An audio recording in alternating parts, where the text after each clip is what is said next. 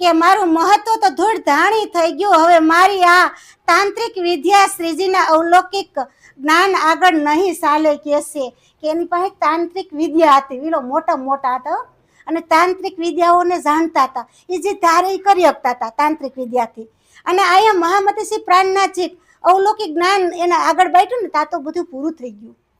આ એટલું સર્વસ્ય જ્ઞાન આપણા આત્માને મળે છે કે ત્યારે એક શ્રીજી ત્યાં સુંદર સાતને મારી નાખવા માટે જેટલા દૈત્ય અને ભૂત પ્રેત પોતાના વંશમાં કરી રાખતા હતા, ત્યારે શ્રીજી ને બધા સુંદર સાતને મારી નાખવાની કોશિશ હોતી કરી, એવી તાંત્રિક વિદ્યા કરી. બોલો, થાય ને આપણે ઉપર બહુ સત્સંગ આવડતો ને બહુ જ્ઞાન આવતો, ઘણા એવી ક્રિયા આપણા ઉપર કરતા હોય. તો એમ પ્રાણનાથજી પણ બહુ સત્સંગ કરતા હતા, વાણી સરસા સમજાવતા હતા. તો એની માથે સુંદર સાથ માટે આપણે સુંદર સાથ બધા બેઠા હોય, હું એક તો ઘણા એવા લોકો ખારીલા હોય તો વિદ્યા પણ એવી કરતા હોય કે આનું કંઈક પાયમાલ થઈ જાય તો મારું કંઈક હાલે, આવું કાર્ય કરતા હોય છે કે છે. તો કહે છે કે પોતાના વશમાં કરી રાખતા હતા અને બધા મંત્રો દ્વારા આહ્વાન કરી બોલાવ્યા, બધાને મંત્રો દ્વારા આહ્વાન કરી અને બોલાવ્યા અને આદેશ આપ્યો કે મોટા મોટા પહાડો ઉપાડી અને સાધુઓ પર નાખો.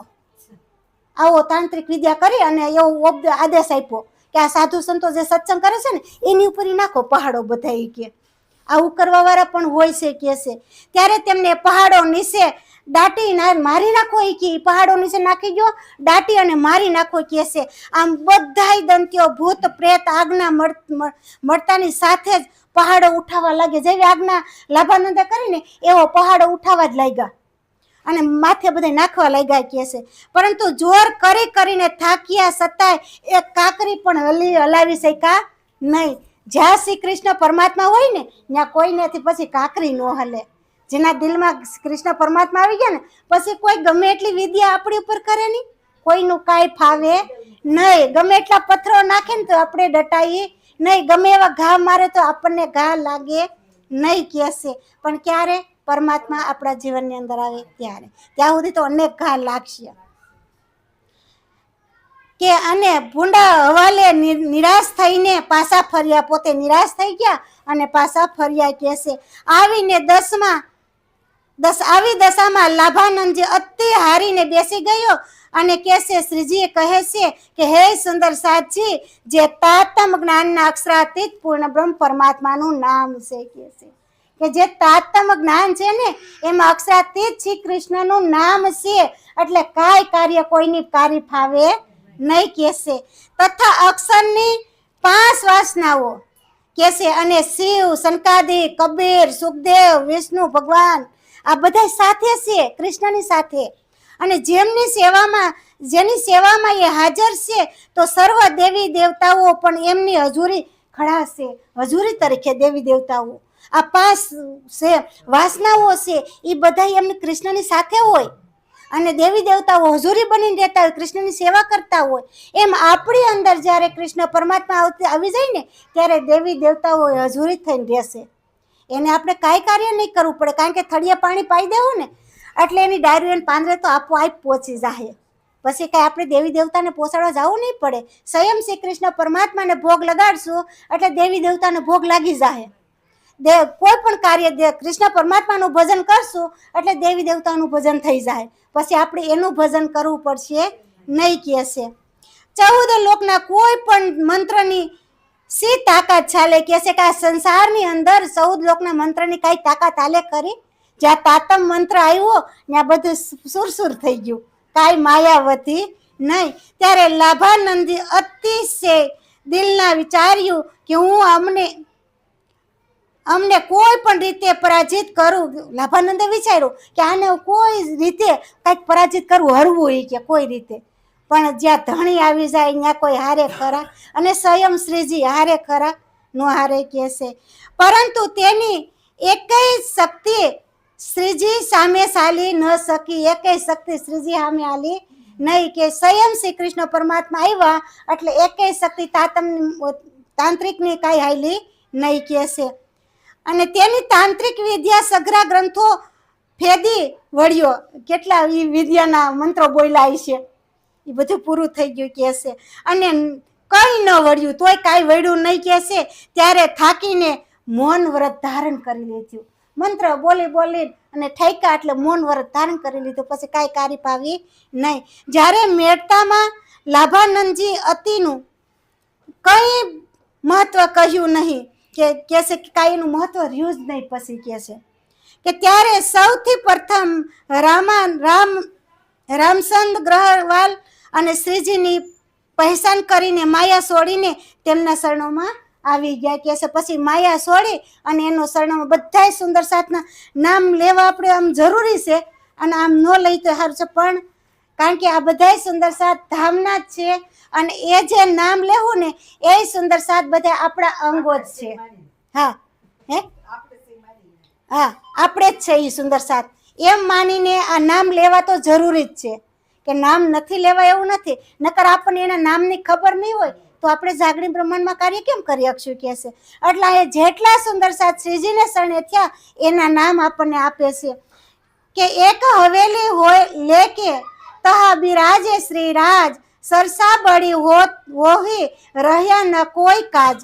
કે હવે શ્રીજીને મેરતામાં એક હવેલી લીધી, મેરતા શ્રીજી પૂગ્યા અને એક હવેલી લીધી, ત્યાં બિરાજમાન થયા. ત્યાં શ્રીજી બિરાજમાન થયા, ત્યાં જોર જોરથી સર અક્ષરાતીતના ભેદ તથા અખંડ પરમધામની ચર્ચા કરવા લાગ્યા, જોર જોરથી. કારણ કે ત્યારે જ કોકના કાનમાં પડે ને, આજુબાજુમાં હોય તો એના કાનમાં પડે એટલે જોર જોરથી શ્રીજી મીંડા વર્ણન કરવા. તો સરની વર્ણન કર્યું, અક્ષરાતીતનું વર્ણન કર્યું, અક્ષરનું વર્ણન કર્યું, આ બધું વર્ણનનો ભેદ અને અખંડ પરમધામની ચર્ચા કરવા લાગ્યા. કે આ લૌકિક ચર્ચા સિવાય તેમને કોઈ કામ ગમતું જ નહોતું. કહે છે કે આ અલૌકિક જે ચર્ચા હતી ને એના સિવાય કાંઈ કામ જ બીજું. પછી આપણે આ ચર્ચા કરતા પછી બીજી ચર્ચા ગમે, માયામાં જવું ગમે, આપણને ગમે જ કોઈને ન ગમે પછી માયામાં જવું. કે સોર પડ્યા સહજ મેં આવત સબ ખલક, ઘેર રહે મધમાખી જો કોઈ આયે બીસ હક. કે મેળતામાં પહેલી વાર આવી અને બ્રહ્મ જ્ઞાનની ચર્ચા જ્યારે લોકોએ સાંભળી તો લોકો ઉલટી પડ્યા. કે છે બધા લોકો આવા જ લાગી ગયા. પહેલી વખત આવા સંત મેળતાની અંદર આવ્યા હતા એટલે બધાને સત્સંગનો રસ બહુ લાગ્યો, તો બધા ગામના આવા જ લઈ ગયા. કે છે અને આવ્યા અને સતત શ્રીજીની આસપાસ કોઈ મધુપૂડા જેમ મધમાખીની જેમ બેસી ગયા. જેમ મધમાખી મધનું પૂડું હોય ને તો માખીની ઉપર માખી, માખીની ઉપર માખી, મધપૂડું કેવું જામી જાય એટલા કે સાંભળવા વાળા અહીંયા બધા આવવા લાગી ગયા. કે જેનો જેટલો અંકુર હતો તેને તેટલી જ પહેચાન કરી અને તે તાતમ લીધો. જેટલો અંકુર હોય એટલું આપણને મળે. આમાં કોઈનો વાક નહીં કે નંદુબેને આટલું બાટ્યું ને અમે આટલું લીધું. કારણ કે જેટલો અંકુર ફૂટશે એટલું જ લઈ શકશું, કારણ કે વધારે લઈ શકીએ નહીં. કારણ કે આ તો સત્ય વસ્તુ છે. કારણ કે ખોટા સાથે સાસુ જડે. જો ખોટી વેપારની શેક બજાર તો ખોટા સાથે સાસુ જડે. આમાં કંઈક ખોટું કહેતા હોય તો એમાંથી કંઈક હાસું મળતું હોય, અને હાસું કહેતા હોય તો કદાચ આપણે નહીં લઈ શકતા હોય. એવી વાત છે. કે છે કેવી રીતે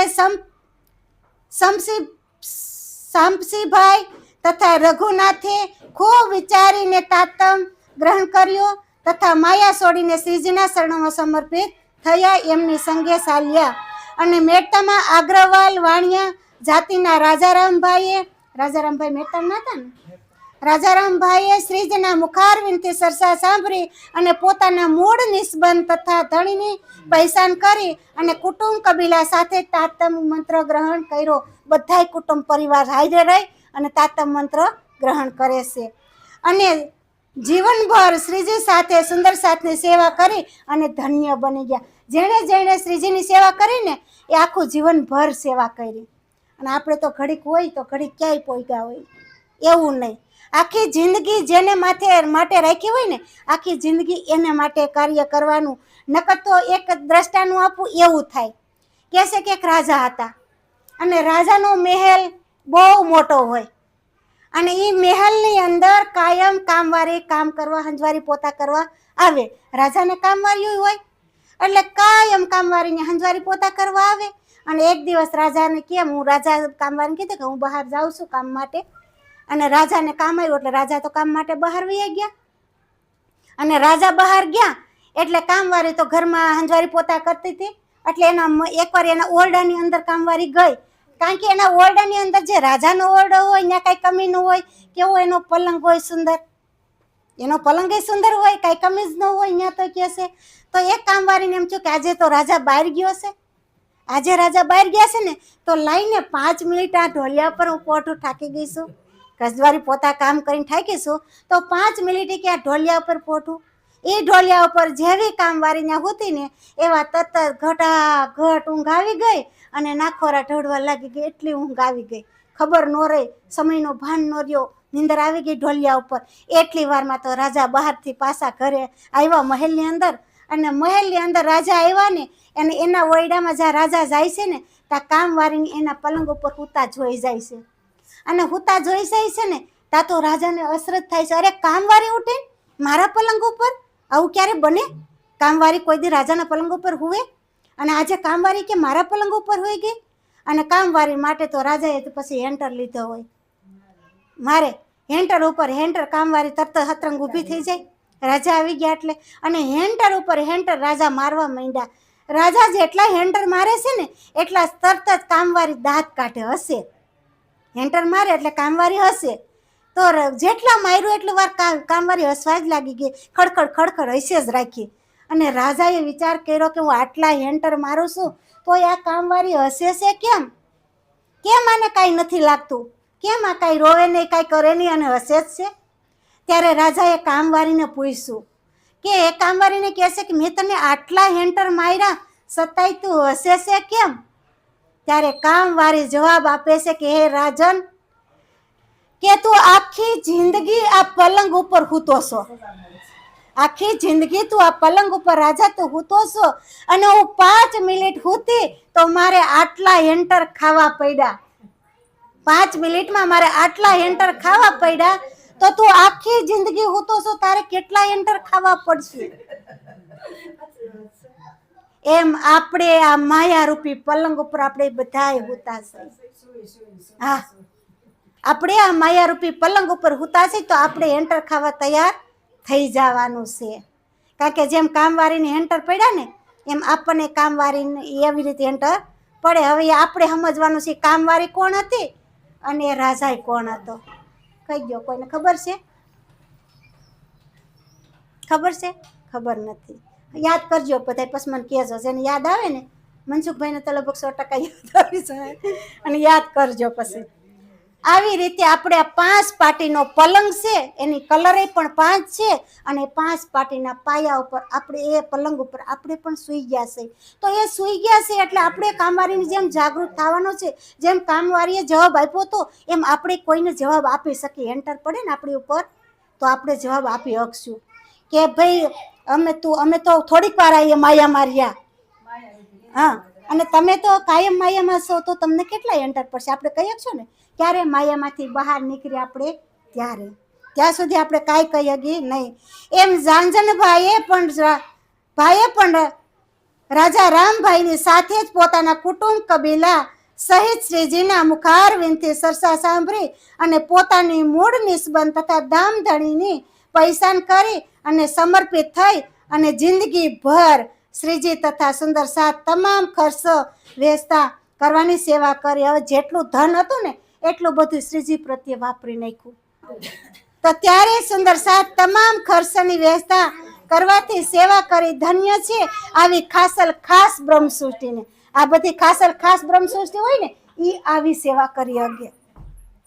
નકર તો એકાબીજાનામાં દુઃખ થતું, ઓને એવું કર્યું મને કેમ નહીં, પણ કોઈ પોતાની કમી કાઢે નહીં કે મેં આટલું કાર્ય, એને કેટલું ઊંચું કાર્ય કર્યું છે ત્યારે આવું થયું, મારે હજી કંઈક બાકી છે પામવાનું, ત્યારે મને એવું પ્રાપ્ત બધું થાય કે છે. આપણે એવો વિચાર અંદરથી કરવાનો, કોઈની કમી કાઢવાની નહીં, પણ અંદરથી વિચાર કરો મારે કંઈક પામવું છે તો મારે હજી કંઈક બાકી છે, એટલે મને પામવું છે એ મને મળતું નથી. તો મેળતામાં બીજા પણ અનેક સુંદર સાથે શ્રીજીની સરસા સાંભળી અને પૂરા વિશ્વાસ સાથે નિજાનંદ સંપ્રદાયની અંદર જોડાઈ ગયા, અને જેમાં મકરંદ અને માનસિક મોહન અને મનોહર વગેરે પણ હતા કે છે. આ બધા સુંદર સાથ હતા.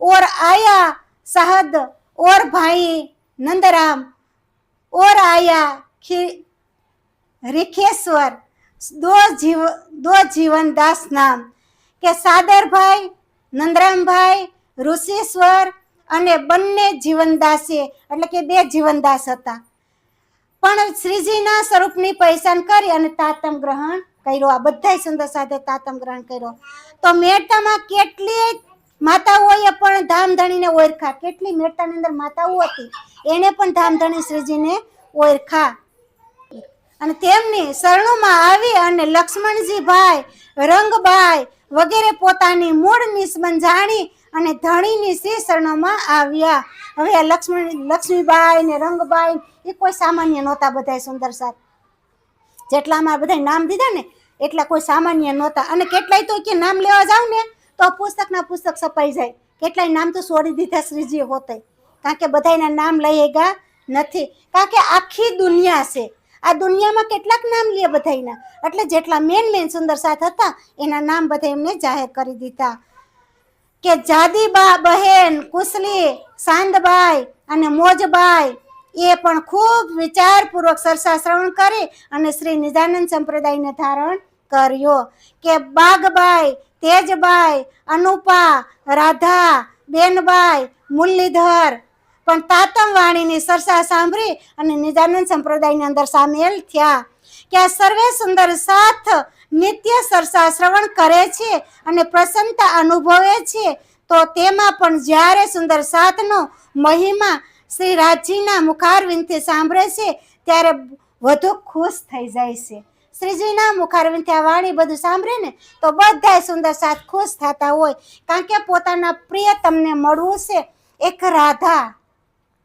રાધાને શ્રી કૃષ્ણને મળવું છે તો કહે છે કે રાધા એક નદીનું સ્વરૂપ એક ઝરણાનું સ્વરૂપ અને શ્રી કૃષ્ણ પરમાત્મા એક સાગર તો એ નદી જ્યારે શ્રી કૃષ્ણ પરમાત્માને મળવા જાય છે ને ત્યારે કેટલાય ઢોરા ઢરિયા ઢેફા બધું ડુંગરો આડા આવે છે નદી જાતી હોય તો ઝાડવા વૃક્ષો ડુંગરા કેટલું આડું આવે છે અને એને ઠપોટ મારતી જાય અને નદી વહેતી જતી હોય અને કહે છે કે જે એમાં ઓવાર હોય ને એ કિનારા પર ચડાવતી જાય પાછી નદી એવી જ રીતે આ રાધા છે એ રાધાને શ્રી કૃષ્ણ પરમાત્માને મળવું છે એટલે કહે છે કે નદીને સાગરને મળવું છે સાગરને મળવામાં કેટલી મુશ્કેલી આવે છે જેમ નદીને વહેતું પાણી આવે ને નદીમાં એ તમે જોજો કે ભેખડમાં કેટલા આમ ધક્કા મૂકીથી પસાટું ખાય છે એમ આપણી જીવનમાં કેટલી પસાટું ખાવી પડતી હોય છે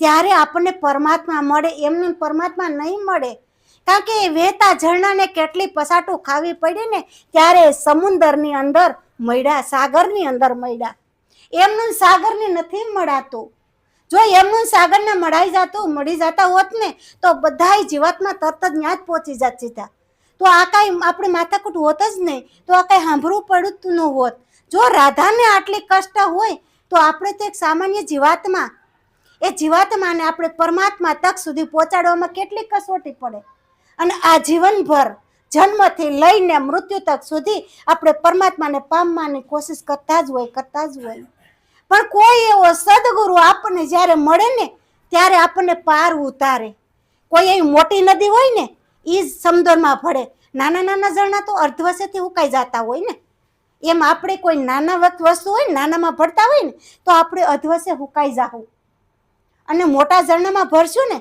તો પછી આપણે સમુદ્રને પામી જાવું તો આપણા ધણીને આપણે પામી જાય કારણ કે નદીઓ છે એટલે માની લેવો કોઈ સમુદ્રી છે કોઈ સાગરી છે જાય છે ને આપણે જોઈ છે ને વરસાદ વરે એટલે બધા નદી ઝરણા ક્યાં જાય સમુદ્રમાં સીધા જાય છે ને એમ આપણી અંદર એ બધી નદીઓ વહે છે એ બધી નદીઓને સમુદ્રની અંદર ભેરી કરવાની છે જ્યાંથી આપણે આવ્યા છે કૃષ્ણ પરમાત્માના શરણોમાં જ બેઠા છે અને ફરી પાસે આપણે આ માયા રૂપે ખેલ જોઈ અને ફરી પાછું આપણે કૃષ્ણ પરમાત્માના શરણોમાં જ પહોંચવાનું છે ત્યાં જ આપણે બેસવાનું છે ફરી પાછું બેઠા છે ત્યાંથી કોઈ આવ્યું નથી અને કોઈ ગયું નથી ત્યાં બેઠા આપણી સુરતા આવી કોણ આવી હવે અહીંયા આપણે બેઠા છે આપણું મન ક્યાં છે એ આપણી સુરતા છે આપણું મન ક્યાંનું ક્યાં ફરતું હોય છે એ આપણી સુરતા આવી અને એ સુરતા આપણને હિલોરા લેવરાવે છે અને થપાટું ખવરાવે છે. વિચાર તો કરો, જેના તેના ઠેબા ખાઈ રહ્યા છે આ જગતની અંદર. તો આપણે કોઈના ઠેબા ન ખાવા પડે, આ જગતની અંદર કોઈની થપાટું ન ખાવી પડે, તો આપણે આપણા આત્માના માલિકને મળવાનું છે. કે મારા આત્માનો માલિક કોણ છે? આ શરીર ધારણ કર્યું છે ને, એ ટાઈમ પૂરી શરીર ધારણ છે આપણું. એ સમય પૂરો થઈ જાય ને એટલે એ શરીર આપણને કાંઈ કામનું જ નથી. એટલે આપણે કહેશે, રાજશ્યામાનું નામ કોઈ ફૂલ સોમાં પઈ, આરે કાયા હવે સાલવાની થઈ. આરે કાયા છે માટી કેરો કડુલો, ફૂટનતા નહીં લાગે વાર મોરા પઈ. આરે કાયા હવે ચાલવાની થઈ, ઈ રાજનું નામ કોઈ ફૂલ સોમાં પઈ. આરે કાયા હવે ચાલવાની થઈ. આરે કાયા છે સુતર કેરો તાતણો, તૂટનતા નહીં લાગે વાર મોરા ભઈ. આરે કાયા હવે ચાલવાની થઈ, ઈ રાજનું નામ કોઈ ફૂલ સોમાં પઈ. આરે કાયા હવે ચાલવાની થઈ. આરે કાયા છે પાણીનો પરપોટો, ફૂટનતા નહીં લાગે વાર મોરા ભઈ. આરે કાયા હવે ચાલવાની થઈ. આરે કાયા છે કાસનો કૂબો, તૂટનતા નહીં લાગે વાર મોરા ભઈ. આરે કાયા હવે ચાલવાની થઈ. એટલે આ કાયા એ કાસા દોરાનો તાતણો છે, એને તૂટનતા નહીં વાર લાગે, એને મીણ પાવાની જરૂર છે. આપણે પતંગ ઉડાડીશું તો કેટલા દોરા પાઈ છે, ત્યારે પતંગ આકાશમાં સગે છે. એમ આપણે આ કાશી માટીની કાયા કાસો છે ને, આ કાયાનો ઘડનારો કાસો ઘડુલો છે, એ ઘડુલો કાસો છે એને મીણ પાવવું પડશે. અને મીણ પાવું ને તો એ મજબૂત થાય. તો જેમ તેમ એ તૂટી નહીં જાય. કાસો દોરો તો તરત તૂટી જાય, પાણીનો પરપોટો થાય ને એ તરત ફૂટી જાય. દરરોજ અખંડ પરમધામની સરસા સાંભળીને મહેતાના સુંદર સાથને ખૂબ સુખ ઉપજ્યું. અને બધા આ સમયે તેમના એકથી એક એવી અનોખી ઘટના ઘટી કે જેથી છેલ્લે સૌને જાણ થશે કે આમ ઘણી બધી વાતો કહેવી, કેટલી કહું કહેશે. એ સમયે સુંદર સાથ શ્રીજીની સાથે જ હતા. તેઓ આ લીલાનું સુખ મહિમા અથાંત જાણે છે. હવે અહીં મહેતામાં શ્રીજી 4 મહિના સુધી રહ્યા. અને એક દિવસ સંજાટાણે રસ્તામાં ઊભા શ્રીજી કોઈ સુંદર સાથની રાહ જોતા હતા. અને ત્યારે એક મસ્જિદમાં મિનારા પર ચડીને મુલ્લા બાંગ પુકારતો હતો અને તે અવાજ તેમના કાનોમાં પડ્યો. અને બાંગનો અવાજ સાંભળી શ્રીજી દિલમાં વિચાર કરવા લાગ્યા કહેશે. અને મસ્જિદના મિનારા પર ચડીને આ કલમો બોલ્યો કે આ મસ્જિદના મિનારા ઉપર મુસલમાનની વાત કરી રહ્યા છે કે કિનારા ઉપર ચડી અને કે લા ઇલાહા ઇલ્લલ્લાહ મુહમ્મદ રસૂલ અલ્લાહ કે છે. કે આ સાંભળીને શ્રીજીએ વિચાર્યું. જો અહીંયા શ્રીજીએ વિચાર કર્યો, આપણે કલમો સાંભળીને તો આપણે હજી વિચાર નહીં કરી, પણ શ્રીજીએ વિચાર કર્યું કે છે કે મોહમ્મદ કોણ છે. આપણે કોઈ દિવસ મોહમ્મદ યાદ કર્યા હતા નહીં. અને અહીં શ્રીજીએ વિચાર કર્યો કે મોહમ્મદ કોણ છે અને રસૂલ બનીને કેમ આવ્યા છે.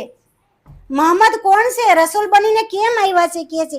ત્યારે શ્રીજી 9 વર્ષ અરબમાં રહ્યા હતા કે સાંભળતા સમજી ગયા કે લા એટલે સર છે, ઇલ્લા એટલે અખંડ અક્ષરને કહ્યા છે, અને કલમાનું જ્ઞાન તો અક્ષરથી અક્ષરાતીત પહેચાન કરનારું ખૂબ મૂલ્યવાન છે કે છે.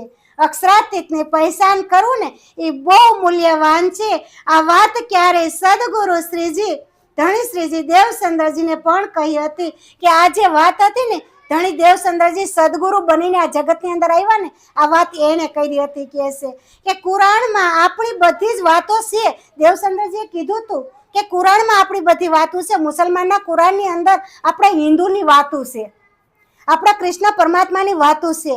એક મુસલમાન કોઈ જુદા નથી, બધા એક જ છે, પણ એને ઓળખાણા નથી ને એટલે જુદાપણું લાગ્યું છે કે તો પછી પરમધામ અને અક્ષરાતીત તથા અક્ષરની આ બધી વાતોનો દાવો આપણા બ્રહ્મ સૃષ્ટિ સિવાય કોઈ કરી શકતું જ નથી. બ્રહ્મ સૃષ્ટિની જ આ બધી વાતની ખબર છે કે કુરાનની અંદર રાજી મહારાજ આવ્યા છે, શ્રી કૃષ્ણ, એવી બ્રહ્મ સૃષ્ટિ બ્રહ્મપ્રિયાઓ છે ને એને ખબર છે, બીજા કોઈને ખબર નથી. કે આ ઉપરથી એમ નિશ્ચિતપણે સમજાય છે કે શ્રી રાજી મહારાજ અમારા માટે મોહમ્મદ સાહેબને પેગમ બનીને મોકલ્યા અને પેગમ્બર અથાન કુરાનના આપણા પરમધામ તથા શ્રી રાજી મહારાજની પૈસાની વાતો હશે. કે હવે મહામતી કહે છે કે હે સાથજી, અહીંયા લો ઈસા કા ઇલમ, અબ મોહમ્મદ કો મિલ સલાહ, કહો એક દિન આદમ. કે હવે આ ધામધણી શ્રી પ્રાણનાથજી કહે છે કે હે સુંદર સાજી, અહીં મેળતા સુધી મારી અંદર બિરાજમાન શ્રી રાજજીના જોશની શક્તિ હતી. કઈ શક્તિ હતી? જોશની શક્તિ. પૂરી શક્તિ નહોતી કે અહીં સુધી તો મારા જોશની રાજ્યની શક્તિ હતી, અને શક્તિ દ્વારા શ્રી દેવચંદ્રજી આપેલો તાતમ જ્ઞાનની કેવલ હિન્દુ પક્ષ શાસ્ત્રોની ચર્ચા થઈ. હવે મેળતા સુધી જે હિન્દુ પક્ષની વાત હતી ને એ શાસ્ત્રોની જ વાતો થઈ. અહીંયા સુધી ક્યાં સુધી? મેળતા સુધી. આપણે બધાની સમજવું જોઈએ કે મેળતા સુધી હિન્દુ પક્ષ શાસ્ત્રની વાતો દેવચંદ્રજી મહારાજે કરી, અને હવે અહીંથી મોહમ્મદ સાહેબ આપણને મળે છે. તો કે છે કે રાજ્યનો હવે અહીંથી અક્ષરની આત્મા અને મોહમ્મદ સાહેબ અને અસરાફીલનો પ્રવેશ કર્યો અને પૂર્ણ હકી સ્વરૂપ. હવે અહીં પૂર્ણ બ્રહ્મ પરમાત્મા પૂર્ણ હકની સ્વરૂપ અહીં પ્રાપ્ત થાય છે, અને અક્ષરાતીત પૂર્ણ બ્રહ્મની પાંચેય શક્તિ એકત્રિત થાય છે. જ્યારે પાંચેય શક્તિ એકત્રિત થાય ને ત્યારે પૂર્ણ અવતાર કહેવાય. ક્યારે? ત્યારે પૂર્ણ અવતાર કહેવાય કે છે. અને હવે હિન્દુ તથા મુસલમાન બંનેને એમના જ ગ્રંથોમાંથી ચર્ચા સાંભળી એ એક જ પરમાત્માની પહેચાન કરનારા શ્રી નિજાનંદ સંપ્રદાયને જાહેર કરવાનું કામ સરળ થઈ ગયું છે. હવે કુરાનની વાતો સાંભળી આપણા હિન્દુ અને મુસલમાન બંનેનું આ ભેરું થાય એટલે પછી કે બધું સમાધાન ને સંપ્રદાયની સ્થાપના થાય. ત્યાં સુધી કોઈ સ્થાપના થાય નહીં. બોલો શ્રી પ્રાણનાથ પ્યારે કી જય.